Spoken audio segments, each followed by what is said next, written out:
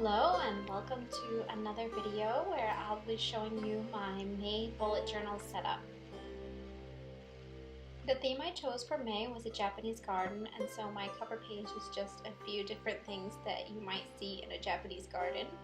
And I later on changed the font to be more stylized to look kind of Japanese, like Japanese characters, but I didn't decide on that until after I'd done my cover page, so that's why it doesn't match up quite perfectly.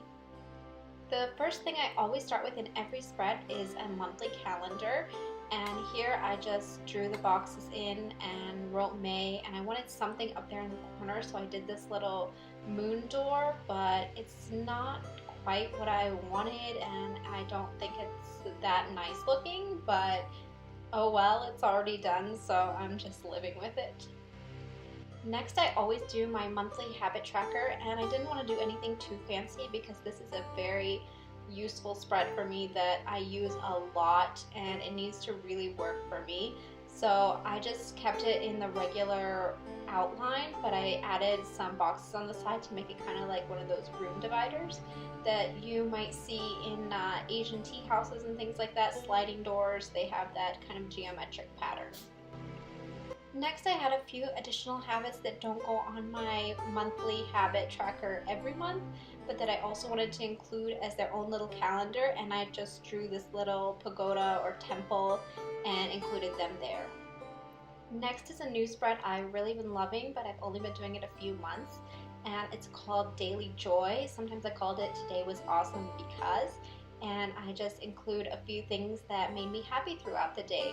And I really like doing that because it's nice to look back on the month and see all the wonderful things that happened. This one took up a lot of space because I actually miscounted how many spaces per day and ended up with 4 lines, whereas I usually do 3.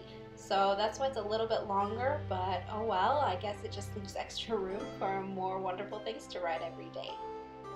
Then I also started doing a line a day, and of course I didn't have enough room, so I changed it to a few lines a day, but I decided not to space it out because some days might have more, some days might have less, so I just started with 1 and we'll see how it goes.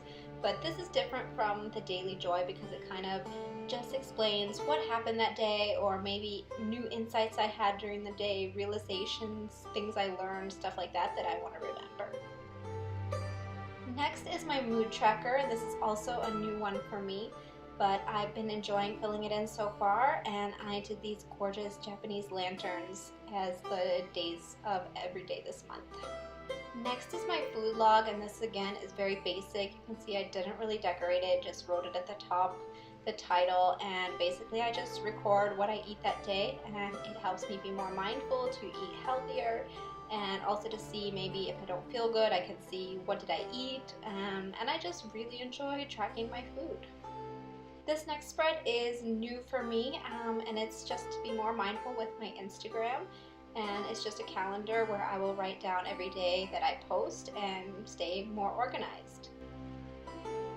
On the next page is fitness, sort of a tracker, even though I included that in my monthly overall tracker, but I definitely want to track what I do, not just that I'm active, but what activity do I do. So each day I'll just write down whether it was a walk or a hike, whether I did weight training in the gym, things like that, and just categorize it there.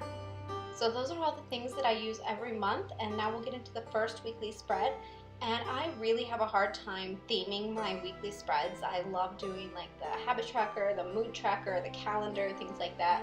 But my weekly spreads really need to work for me, so they can't be too overly decorated, they can't be too artsy, they just need to be having enough space for me to write everything down and organize so that I can see the week at a glance and in chronological order. So I just did kind of a geometric pattern, and I did include the habits and wrote that out in kind of a fancy font, and then I had that arch over there for next week, but that was as creative as I could do anything without really messing up my overall layout that just really works for me.